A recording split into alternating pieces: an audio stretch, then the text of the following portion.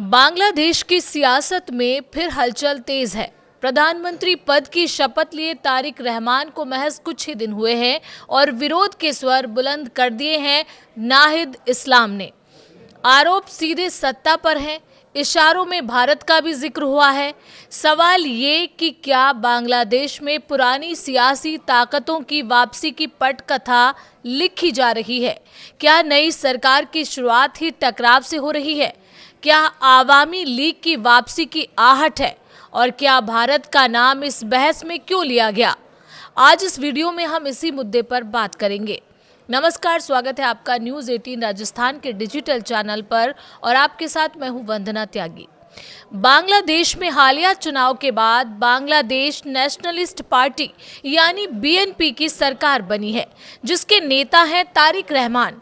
लेकिन चुनाव के नतीजों के साथ ही सियासी खेमों में खींचतान शुरू हो गई है। नाहिद इस्लाम, जो नेशनल सिटीजन पार्टी के संयोजक हैं और पूर्व अंतरिम प्रमुख मोहम्मद यूनुस के करीबी माने जाते हैं, उन्होंने आवामी लीग के दफ्तर फिर से खुलने पर कड़ा एतराज जताया है। उनका दावा है कि बिना सरकार की हरी झंडी ऐसा संभव नहीं है। इधर आवामी लीग, जिसकी अगुवाई पूर्व प्रधानमंत्री शेख हसीना करती रही हैं, उनके कई जिलों में दफ्तर खुलने की खबर सामने आई है। सियासी बयानबाजी के बीच भारत का नाम भी चर्चा में है। वहीं नए खेल मंत्री ने भारत और बीसीसीआई से रिश्ते सुधारने के संकेत दिए हैं।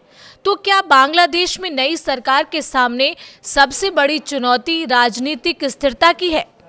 ध्यान देने वाली बात यह है कि आवामी लीग, जिसका नेतृत्व लंबे समय तक शेख हसीना करती रही हैं, जुलाई 2024 के आंदोलन के बाद सत्ता से बाहर हो गई थी। अंतरिम सरकार ने उसकी राजनीतिक गतिविधियों पर पाबंदी लगाई, लेकिन अब रिपोर्ट कहती है कि कम से कम 10 जिलों में 12 जगहों पर पार्टी कार्यालय दोबारा खुले हैं। खुलना, नोआखाली और बुरगुना जैसे इलाकों में कार्यकर्ताओं ने ताले तोड़े हैं, राष्ट्रीय ध्वज फहराया है, बगबंधु शेख मुजीबुर रहमान और शेख हसीना की तस्वीरों पर पुष्पांजलि अर्पित की है और जय बांग्ला के नारे लगाए हैं। वीडियो सोशल मीडिया पर वायरल हुए और यहीं से विवाद ने राजनीतिक रंग पकड़ लिया।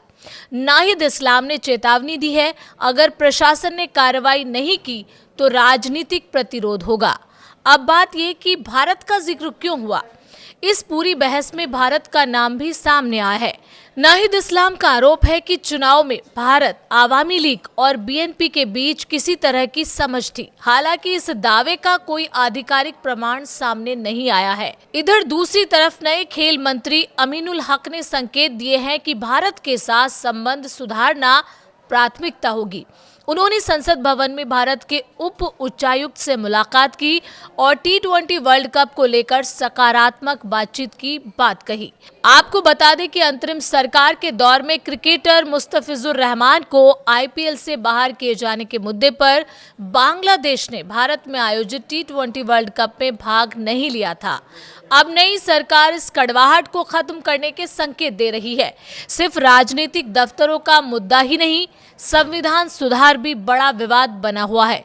जुलाई में नेशनल चार्टर 2025 में, जिसे अंतरिम सरकार ने तैयार किया था, उसमें 80 से ज्यादा प्रस्ताव शामिल हैं। मुख्य बिंदु क्या है उस प्रस्ताव के? उस प्रस्ताव के मुताबिक महिलाओं की राजनीतिक भागीदारी बढ़ाना, प्रधानमंत्री कार्यालय की सीमा तय करना, राष्ट्रपति की शक्तियों को मजबूत करना, न्यायपालिका की स्वतंत्रता सुनिश्चित करना, 350 संसदीय संसद के साथ 100 सदस्य उच्च सदन का गठन। इस चार्टर को 60% से ज्यादा मतदाताओं ने समर्थन दिया था, लेकिन बीएनपी सांसदों ने संविधान सुधार परिषद में शपथ लेने से इनकार कर दिया। नाहिद इस्लाम का कहना है, सुधार परिषद के बिना संसद निरर्थक है। वहीं बीएनपी का तर्क है कि प्रक्रिया और व्याख्या पर गंभीर मतभेद है। नाहिद इस्लाम ने 50 सदस्यीय मंत्रिमंडल पर भी सवाल उठाए हैं।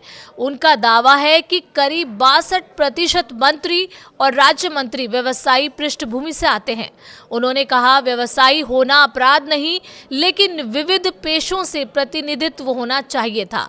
साथ ही राष्ट्रीय सुरक्षा सलाहकार खलीलुर रहमान को मंत्रिमंडल में शामिल करने पर आपत्ति जताई गई। तो तस्वीर साफ है, नई सरकार, पुराना अविश्वास, संविधान सुधार पर टकराव, आवामी लीग की सक्रियता, भारत के साथ रिश्तों पर नई दिशा की कोशिश।